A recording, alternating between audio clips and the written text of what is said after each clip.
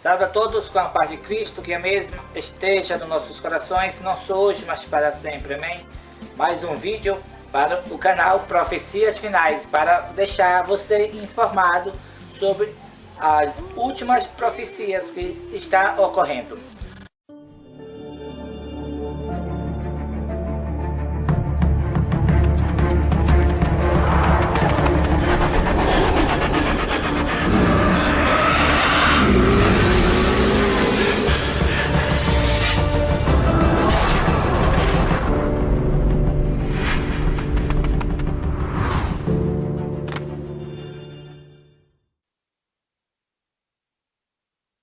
Daddy, who's the Antichrist?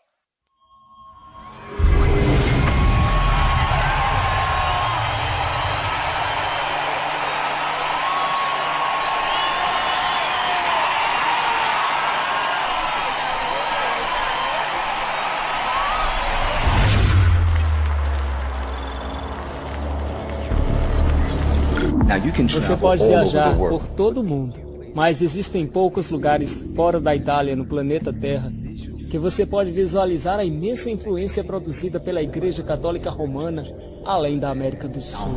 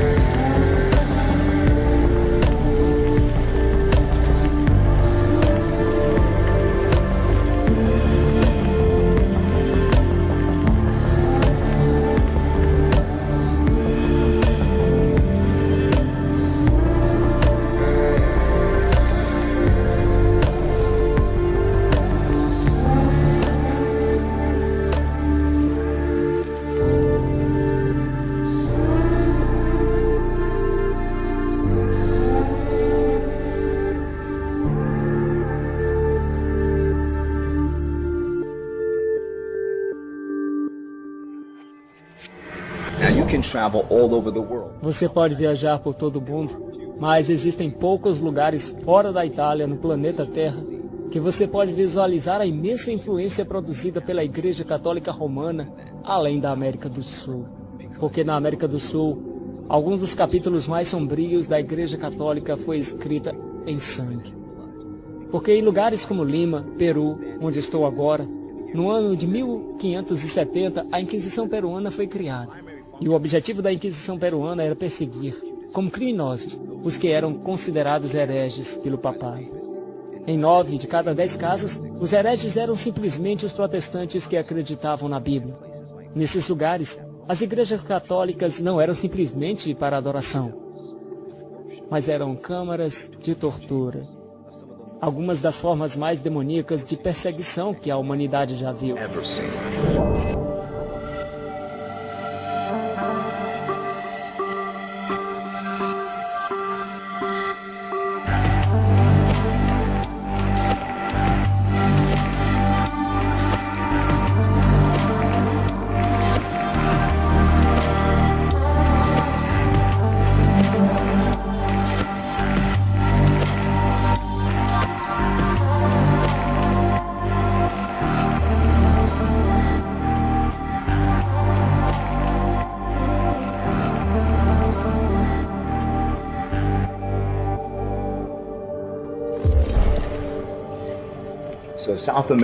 A América do Sul tem uma história intensa e rica sobre a Igreja Católica Romana. O que você diria, pelo tempo que vive aqui, sobre essa influência única? Tendo crescido aqui, eu vi muita influência espanhola. Estive na Espanha e vi muitas coisas que eles levaram da América do Sul para a Espanha. Isso ajuda a conectar os pontos, mas na América do Sul, um dos principais centros que tiveram foi Lima, Peru, Medellín, Colômbia, onde eles formaram a Inquisição Espanhola. Eu visitei a Inquisição em Lima muitas vezes, levando os visitantes. Também levei os visitantes para a Catedral de São Francisco, onde estão todas as catacumbas, as masmorras. Tecnicamente, esse é o cemitério dos santos. As masmorras têm centenas e centenas de corpos dentro. Os santos foram enterrados um em cima dos outros nessas masmorras. Mas agora não se pode mais fazer visitas. Eles fecharam tudo. Mas há 30 anos eu pude levar minha lanterna e entrar por todo o percurso e ver tudo aquilo.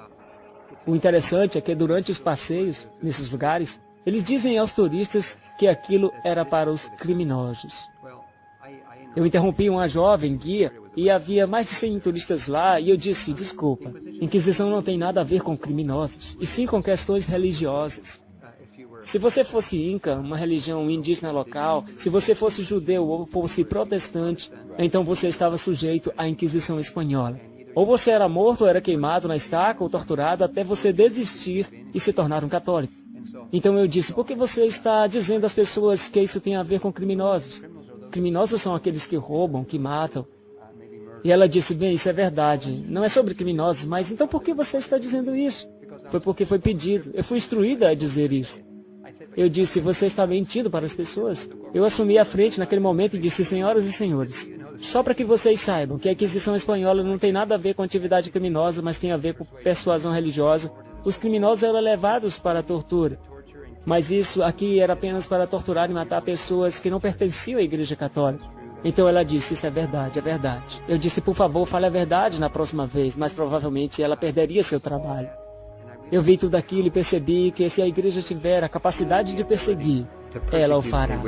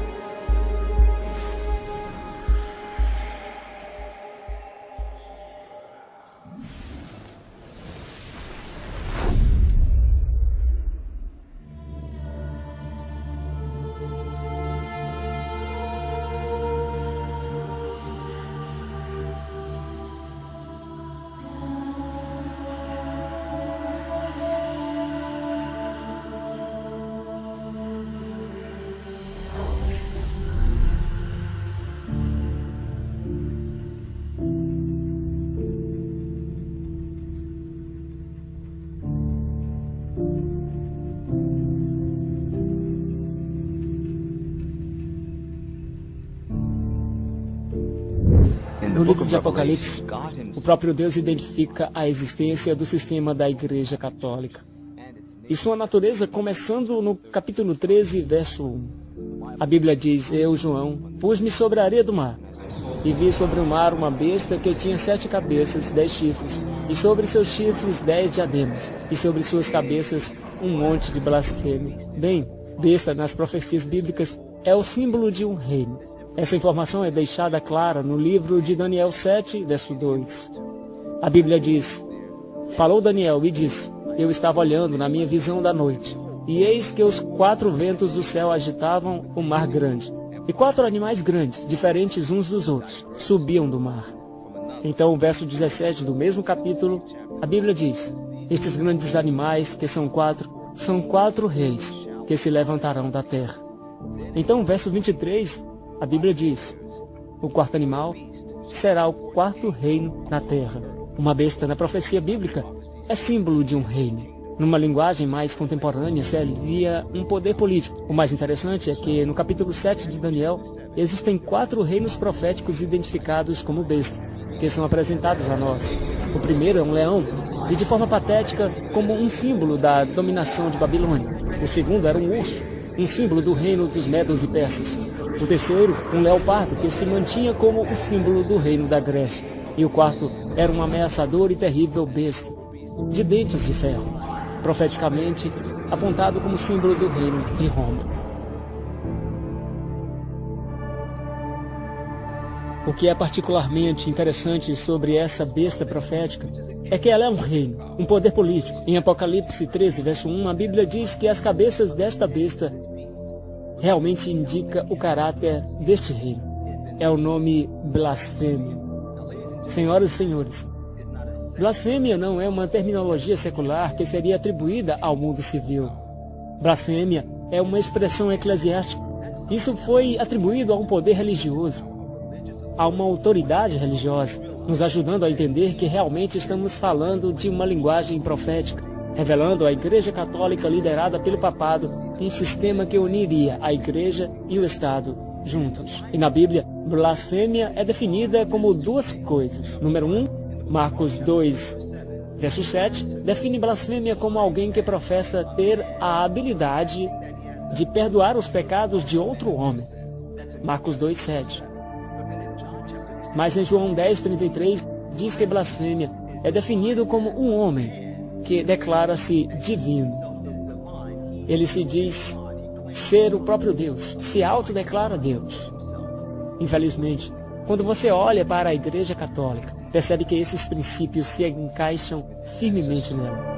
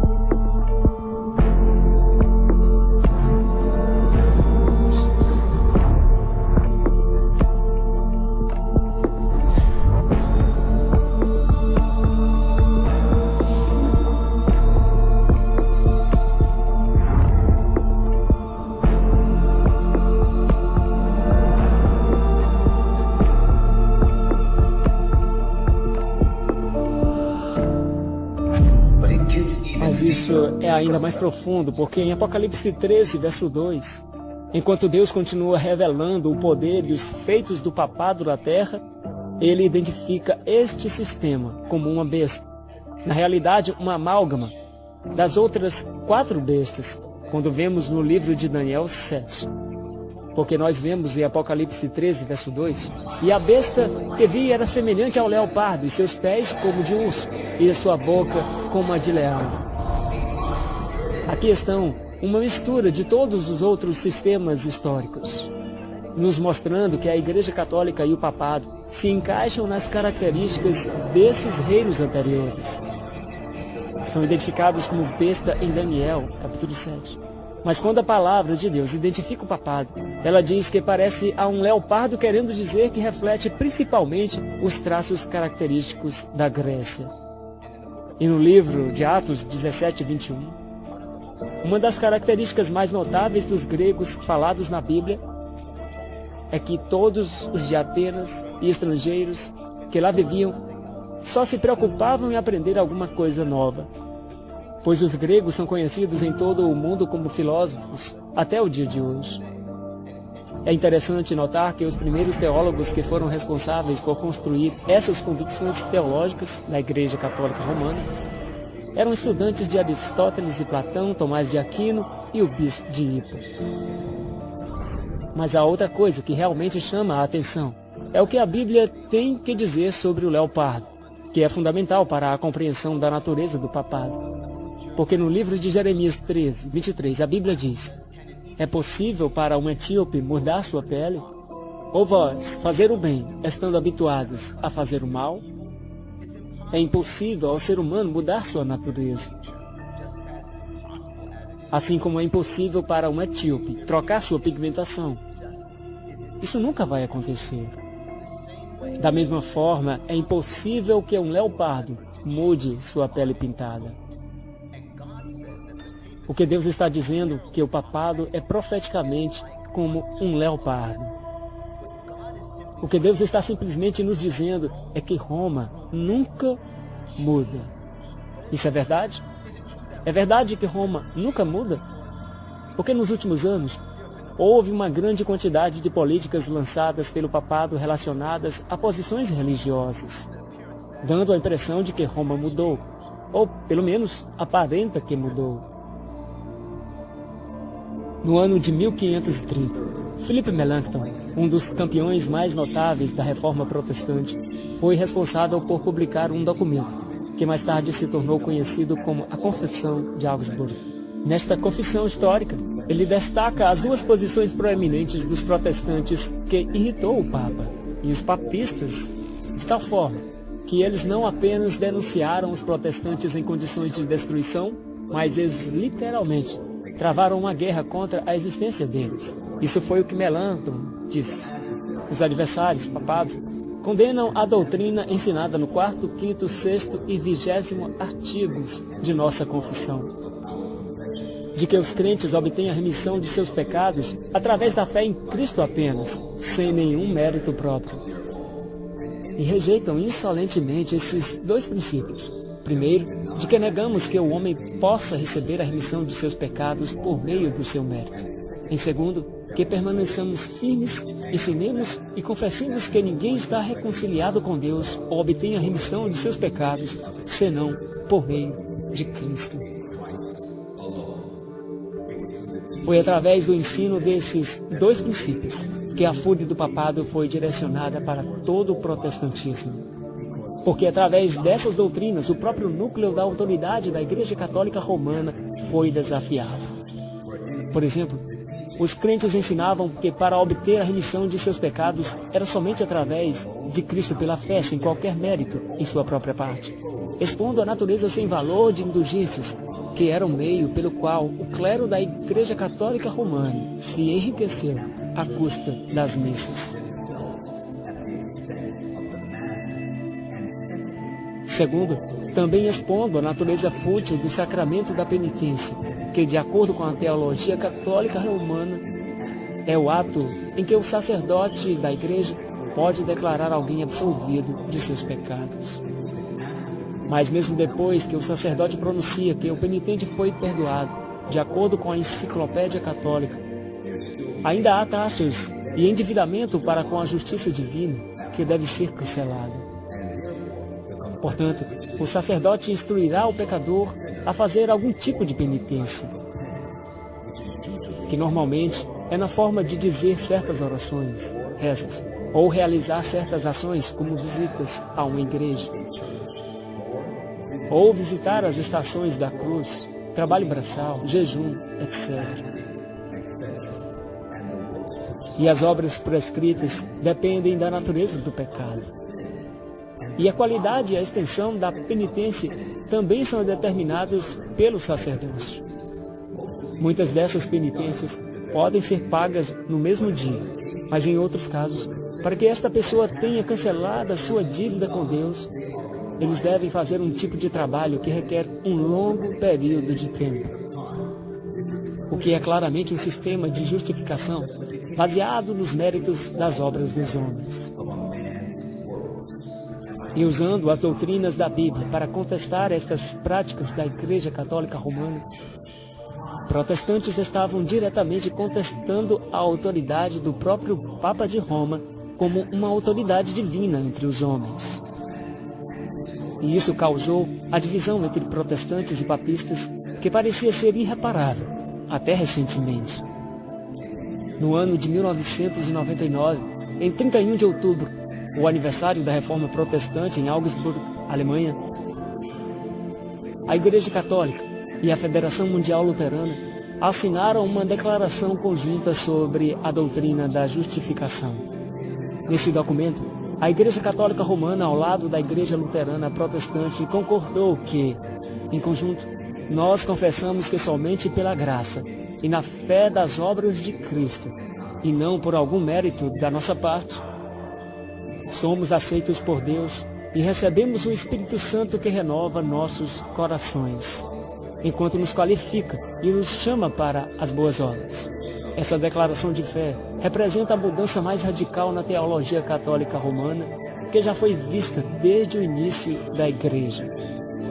Tão radical, que baseado na assinatura desse documento, aparentemente protestantes e católicos agora pensam da mesma forma. Tão parecidos, que agora líderes protestantes proeminentes estão usando seus púlpitos e declarando aos seus membros que o protesto do protestantismo está oficialmente terminado. Você tem que admitir que, pelo menos superficialmente falando, o papado realmente evoluiu e parece que quer dar uma notícia de que Roma mudou. Ela passou por uma nova roupagem, mas a única razão pela qual você chegaria a esta conclusão é porque você está realmente falhando em considerar um aspecto muito importante da descrição desse sistema que Deus apresentou para nós no livro de Apocalipse, capítulo 13, verso 2. Sim, Deus primeiramente identifica o papado como um leopardo, mas ele também identifica esse sistema como aquele que fala como um leão. O mesmo tipo de leão que compõe a amálgama desse sistema apóstata, que nos foi apresentado no primeiro capítulo de Daniel 7. E falando sobre a boca desse leão, no capítulo 7 de Daniel, a Bíblia diz em Daniel 7,4, que o primeiro era como um leão, e tinha asas como de águia, e eu observei até que as suas asas foram arrancadas, e ele foi erguido do chão, de modo que levantou-se sobre 2 pés como um homem, e recebeu o coração de homem. Meus amigos, aquele leão do capítulo 7 de Daniel possui o coração de um homem. A Bíblia nos diz em Jeremias 17:9, que o coração do homem é enganoso, acima de todas as coisas, e desesperadamente perverso. Quem pode conhecê-lo? Nenhum homem pode realmente entender a profundidade da natureza enganosa do sistema satânico, conhecido como Igreja Católica Romana. Meus amigos, não importa o quanto você estude, somente Deus pode te dar uma visão da natureza decrépita desse sistema satânico. Porque Jesus nos diz no livro de Mateus, capítulo 12, 34, que a boca fala do que está cheio o coração. O papado sempre dirá coisas bonitas e sempre se apresentam como humilde, manso e humanitário. Mas não podemos somente observar o que o papado diz. Temos que olhar o que o papado e seus papas fazem. No dia 21 de novembro de 2016, 7 anos depois de assinar a Declaração Conjunta da Doutrina de Justificação, por católicos e protestantes, o jornal Washington Post deu a notícia de que o Papa Francisco dá aos sacerdotes a permissão para perdoarem o grave pecado do aborto. Antes do ano da misericórdia, aborto era uma classe de pecado considerado crime, que requeria uma autoridade mais elevada do que um padre para perdoá-lo. Uma mulher teria que confessar seu pecado para um bispo, ao invés de confessá-lo para um padre. Mas no domingo antes da liberação deste artigo, o Papa Francisco anunciou que qualquer padre católico pode conceder perdão a uma mulher que teve um aborto. Naturalmente, uma flagrante blasfêmia, porque no livro de Marcos, capítulo 2, verso 7, a Bíblia diz claramente: porque esse homem fala blasfêmia. Quem pode perdoar pecados senão o próprio Deus? Este mesmo ato de blasfêmia é suficiente para desmascarar a verdadeira natureza do papado. Mas há mais. Por exemplo, em 11 de junho de 2017, a AP News publicou um artigo intitulado Papa aos sacerdotes nigerianos: você será demitido se você não obedecer. O artigo começa com o Papa Francisco dando um ultimato aos padres nigerianos: perderão seus trabalhos se não me obedecerem. Ele exigiu que cada sacerdote na diocese pedisse perdão e claramente manifestasse a obediência total ao Papa. Também deve aceitar o bispo escolhido por Roma. Se dentro de um mês esses sacerdotes não fizerem assim, seriam suspensos da celebração dos sacramentos e perderiam seu cargo atual, advertiu o Papa Francisco. Essas coisas da parte do Papa revelam uma contradição infalível sobre o que Roma diz e o que realmente faz. Porque não é só um ato de blasfêmia para um homem ordenar a outros homens ceder sua consciência, em obediência absoluta, que é um direito reservado para Deus, e Deus somente. Mas a razão pela qual o Papa ameaçou os sacerdotes nigerianos com o castigo de não participar da celebração dos sacramentos é porque, na teologia católica, se você não participar dos sacramentos, você não pode fazer parte do reino dos céus. O que expõe o fato de que, embora a Igreja Católica tenha assinado uma confissão conjunta com os protestantes em 1999, confessando que eles acreditam que a aceitação com Deus é baseada na fé em Cristo apenas, na prática, eles demonstram que ainda mantêm a ideia falsa de que a aceitação com Deus é baseada em ser aceita pela chamada Igreja Romana Santa e o próprio Papa de Roma.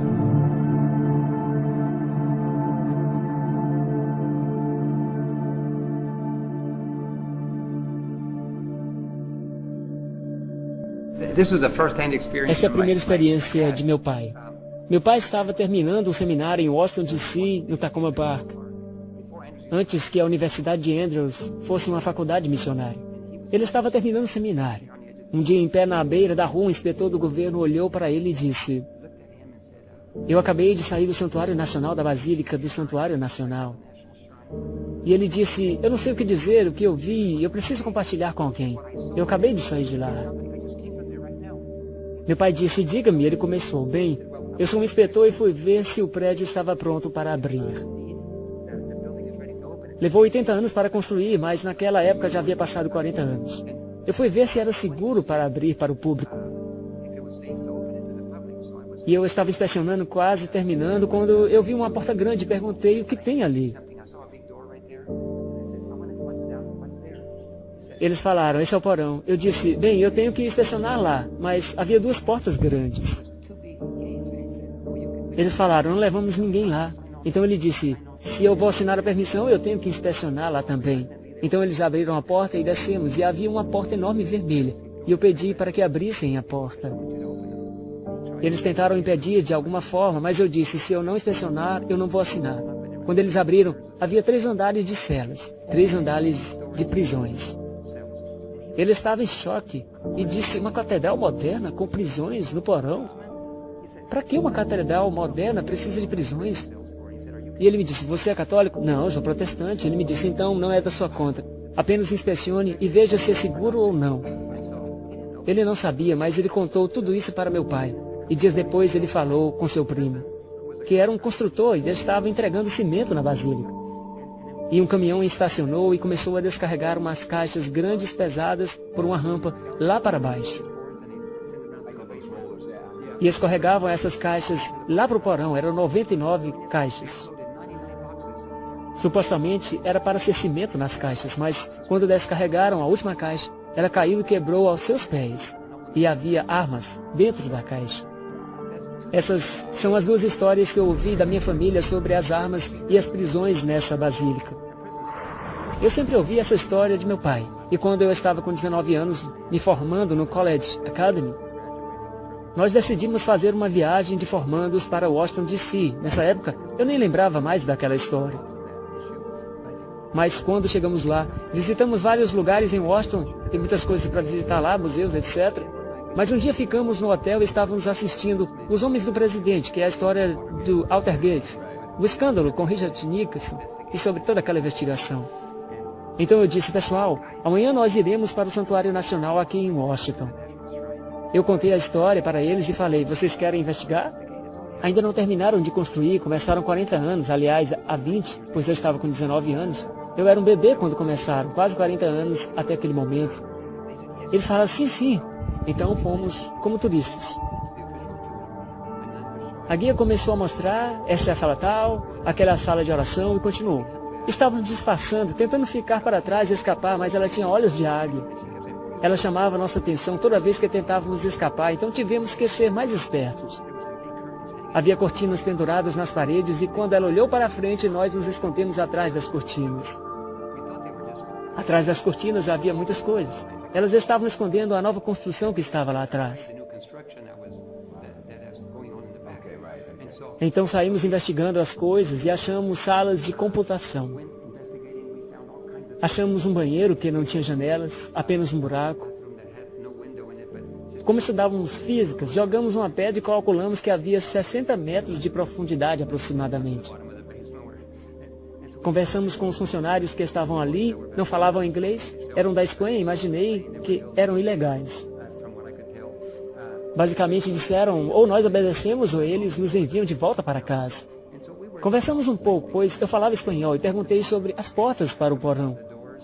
Eles disseram, nós sabemos onde elas estão bem no corredor. À direita você vai ver duas grandes portas. Perguntei, vocês já estiveram lá? Não, eles nunca nos deixam ir para lá. Você conhece alguém que já foi lá? Sim, o cardeal. Só o pessoal do Vaticano. Só do Vaticano? Só o pessoal do Vaticano pode entrar lá. Então perguntei, como falamos com o cardeal? Começamos a ficar mais corajosos. Agora já queríamos falar com o cardeal. O escritório dele é lá do outro lado da diocese, no outro lado da rua. Então fomos lá, abriram a porta e disseram, no speak English. Eu disse que falava espanhol e ele disse, entrem. Nos mostrou o escritório do cardeal e os arredores e disse que o cardeal estava viajando. Escuta, nós só queremos a chave do porão, onde podemos conseguir a chave. Oh, ele sempre mantém a chave no seu cinturão e nem por um segundo se afasta delas. Ele é o único que tem, sim, somente o pessoal do Vaticano, e confirmou a história. Então eu disse, com quem mais podemos falar sobre isso? Bem, o superintendente está lá na catedral, no segundo andar lá atrás. Pergunte pelo padre tal. Encontramos com ele foi muito amigável e nos atendeu bem. Falamos com ele sobre o que estava acontecendo sem detalhes. Falei do inspetor do governo que disse a meu pai sobre o que ele viu lá e ficou muito surpreso. Ele começou a ficar intrigado e perguntou, o que ele disse? Então eu disse, só para ter certeza que a história é real, vou falar algumas sentenças e você completa, ok? Duas grandes portas vermelhas, portas muito altas, celas de prisões. Eu disse, sim senhor, complete o resto da história. 100 grandes caixas cheias de armas.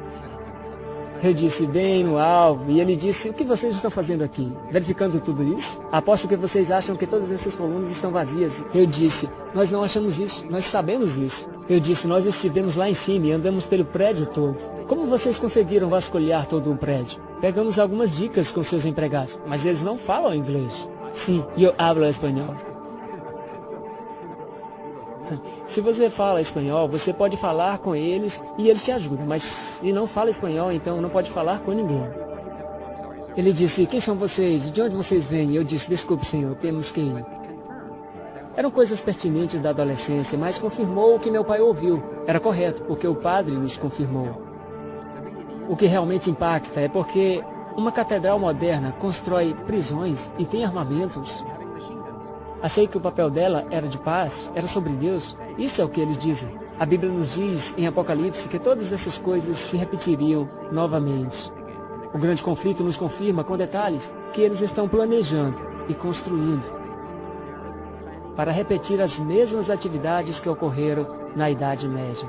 Isso nos faz acreditar que Roma, e quando eu digo Roma, eu estou falando do sistema e não das pessoas, mas a Igreja Católica Romana nunca mudou. É a mesma entidade da Idade Média.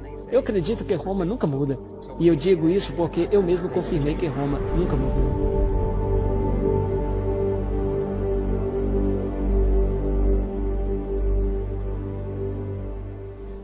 É como eu disse. Você não pode ouvir o que o papado e os seus papas dizem. Você deve observar. E observar de perto o que o papado e os papas fazem. Porque Deus já nos advertiu que o Papa falaria de paz, mas na realidade quer dizer destruição. Porque no livro de Daniel 8:25, as Escrituras declaram a respeito desse poder conduzido pelo Papa. E através de suas políticas, causará decepção para ter prosperidade na sua mão. E ele se exaltará mais ainda em seu coração. E pela paz, ele destruirá muitos. este sistema, de acordo com a palavra de Deus, desenvolverá um monte de políticas. Políticas que tornariam o mundo muito confortável com sua existência. Políticas que farão com que os políticos do mundo se curvem aos pés das políticas do Papa de Roma. Políticas que fariam com que os protestantes do nosso mundo digam, sabe o quê? O protesto acabou. Temos que nos unir em um movimento ecumênico com o papado, com a Igreja Católica. Eles mudaram, mas eles estão rindo de vocês. Estão rindo de todos nós, porque todo o tempo eles estão tentando se humilhar para ganhar sua lealdade, mas estão buscando se ampliar em seus corações. Porque à medida que os políticos e os protestantes do mundo procuram unir-se mais uma vez com o Papa, eles querem o poder e a autoridade que já tiveram durante a Idade Média, que os levará a ter uma autoridade mundial. Através de suas mensagens de paz, bilhões do nosso mundo serão destruídos. E por não estarem conectados em Jesus Cristo durante estes últimos dias, eles cairão no último engano de Satanás. Meus amigos, a única esperança é acreditar na palavra de Deus. Não importa o que os homens dizem, não importa o que os homens podem fazer, devemos acreditar na palavra de Deus. Porque a palavra de Deus é a substância das coisas que esperamos, é a evidência das coisas que não se veem, é a palavra mais segura da profecia, a qual você deve ficar atento, como a luz que brilha no escuro. Deus está tentando nos revelar o que acontece dentro do sombrio Vaticano. Porque Roma tem muitos rostos, mas o Deus do céu não muda. E Jesus diz no livro de Apocalipse 3:10, como guardaste a palavra da minha paciência, também eu te guardarei da hora da tentação que há de vir sobre todo o mundo, para tentar os que habitam na terra. Minha oração é que você olhe a palavra de Deus como sua força e peça a Deus que te ensine sua vontade agora mesmo e te dê poder para se firmar diante das horas de crise que está diante de nós. Porque apenas aqueles que estão de acordo com a verdade resistirão à tempestade. Como sempre, eu sou o Forerunner, e você goste ou não, a verdade é a verdade.